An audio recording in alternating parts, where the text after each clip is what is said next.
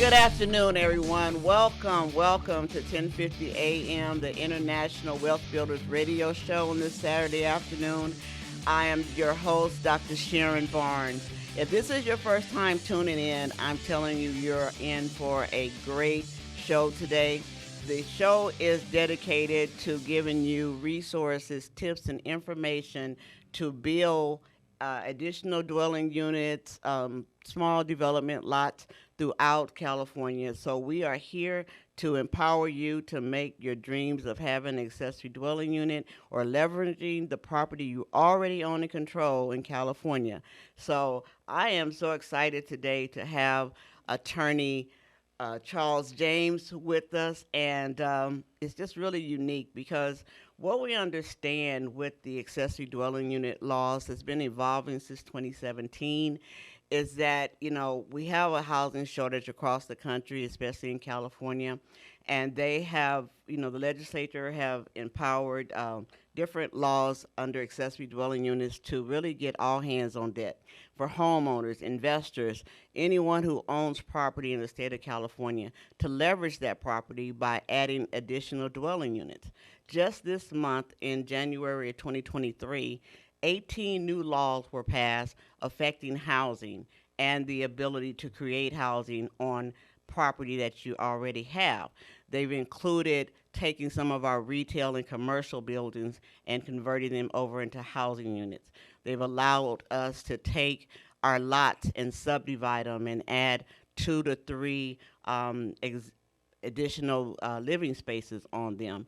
And so as the laws evolve, so does the team and the expertise that you need to actually, make the project a reality. And so with Attorney James, he's not only an attorney, he's also a builder, developer.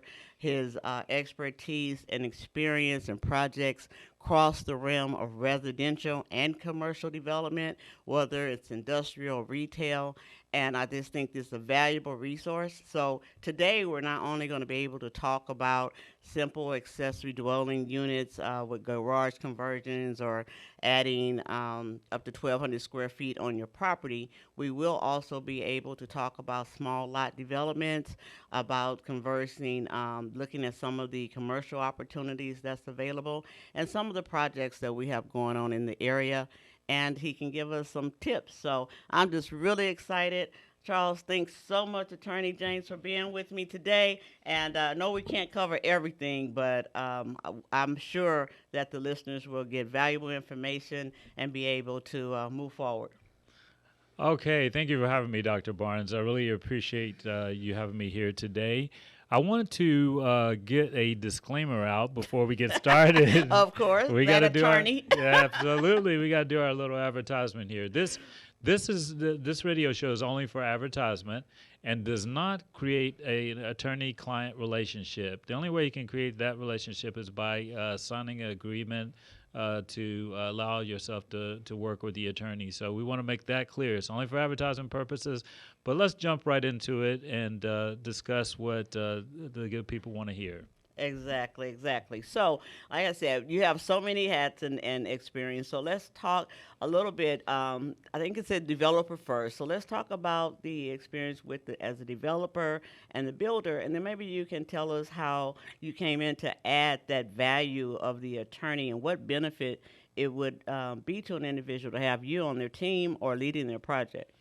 Basically, I've been a developer builder for the last 20 years. And so I think I've built everything from commercial, multifamily, residential, anything that you can think of in terms of building projects. And I started a long time ago in the building industry, building, but been a general contractor and developer over, like I said, the last 20 years. And the thing is that every time I was building something, I noticed that there was a lot of law. It was more law than it was building, actually. And so as I began to look at that as my career moved forward, I said, I got to do something to help me understand the law. And I'm always extreme. So I decided to go to law school and become a lawyer because I knew that that would help my career and it would also help my clients whenever I was working with them. Because the building industry today is all about laws. It's about laws, it's about codes, it's about understanding what you're building and developing. And if you understand what you're building and developing, you can move the project forward quicker, and also you can help your client understand all the aspects of the job, especially with the background and experience that I have. So that's why I decided to add the law. And like I said, development is really a great thing to do for investors. It's a great thing to do for people that actually need a space to live in. And as you were talking about the ADUs are behind, in the residential area mostly. They go behind, people's homes and things of that nature. People are always looking for a side hustle or something to do. Where your side hustle can be right in your backyard as an ADU because Exactly. you can rent that ADU and actually help yourself pay off your existing home. And so a lot of laws have been placed on the books here in California to assist the homeowner to make this happen because all that dead space in the backyard, a lot of people are just losing money on it. So what we would like to do is help you determine what type of property to build, how much money it may make for you, and if it's a good thing for you to do this. So that's what we do in the way of, like I said, with the law and with the business and things of that nature. Yeah, that's not. I'm in my second career. In my first career, I was an attorney for several years, for about 25. Yep. But looking at as a real estate professional, as an ADU consultant, and advising and guiding people, especially in the arena of building accessory dwelling units now.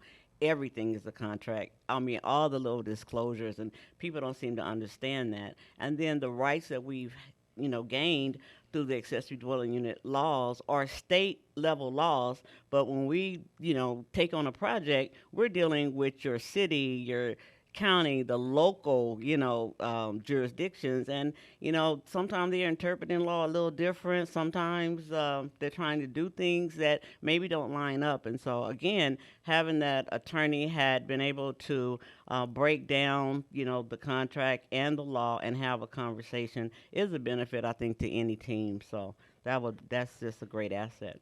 Yeah, that's how we do it. I mean, my disclaimer up front when I said that this is just for advertisement purposes and doesn't create an attorney-client relationship.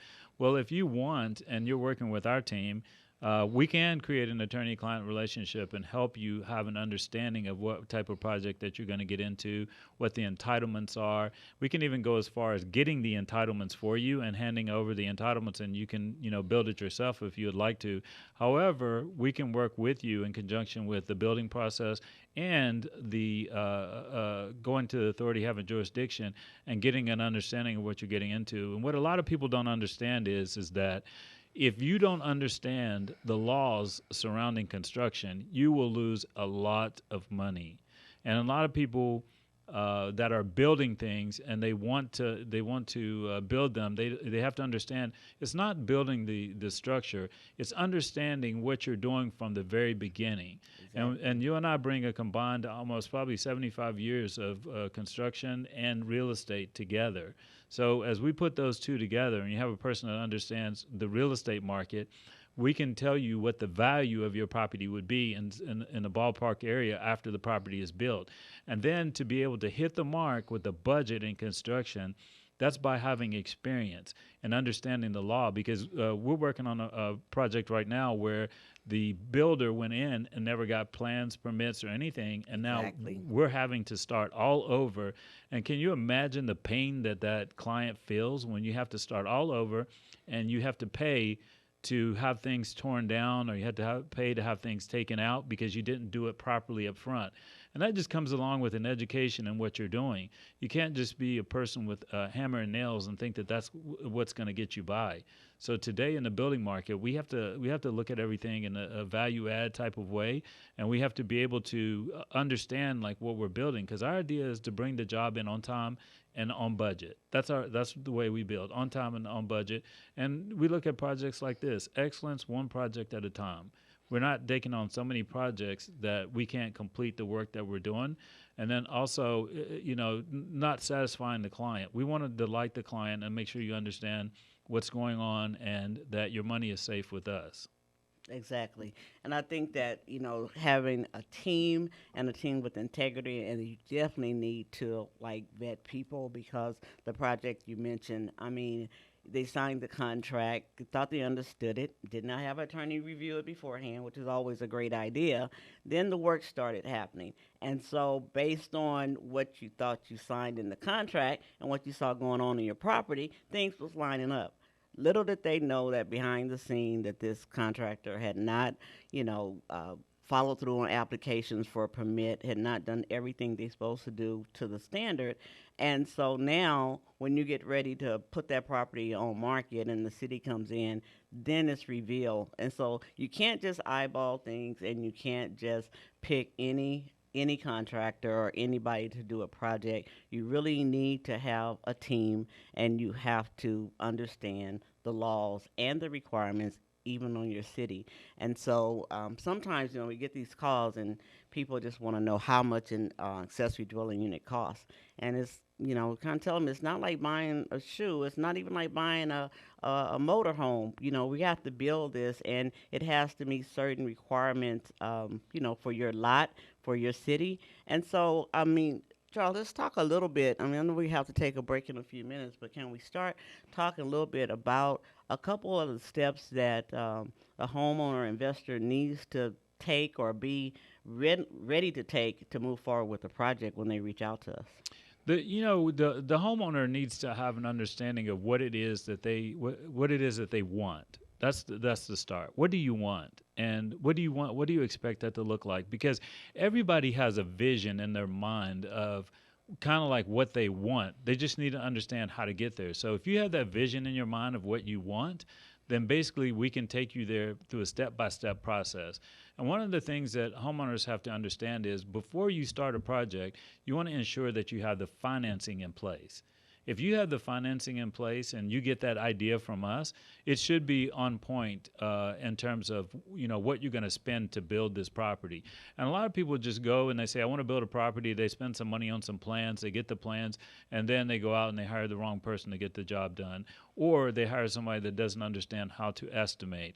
I've been estimating for over 20 years, and so when I look at jobs or projects, I can pretty much tell you what the problems are going to be before you get into the job. And when you have an inexperienced person that can't tell you what those problems are going to be, then that's the burden that you're going to have to bear down the road. And so basically, it's a little bit more, I'm oversimplifying a complicated process. It's a little bit more complicated than that, but you need to know what you want from the very beginning. And if you know what you want, we can help you get there. And we'll take you through all the entitlement steps and, take you from the ground up. And that's one of the things that we do. We can do raw land, we can build from the ground up, or what we can also do is we can add to an existing house, an ADU, and we can take it all the way from the plans to the permits and to the building process. And so, like I said, knowing what you want is the basic thing that you're going to need to do. Yeah. And I think we were talking the other day, and I think as a real estate professional, you kind of just really can made it plain. And a lot of people, when we're dealing with accessory dwelling units, you usually already purchased your home. So when you purchase your home, you went and got pre-qualified for a lender before the realtor would even take you out. And then once you got that offer accepted for that home that you wanted, you had to open escrow, so you had to put money in to get started with the process. And really have to think about accessory dwelling units the same way. It might take a few $1,000s to get started, to get those plans, and to get something tangible so that you can have intelligent conversations with the contractor and with your lender and get a real budget. So we need to talk about, be ready to put that earnest money towards our ADU project or our small lot development. We have to take a short break here, but please stick with us. We will come back. We'll talk a little bit more about the projects that we have and give you more valuable information.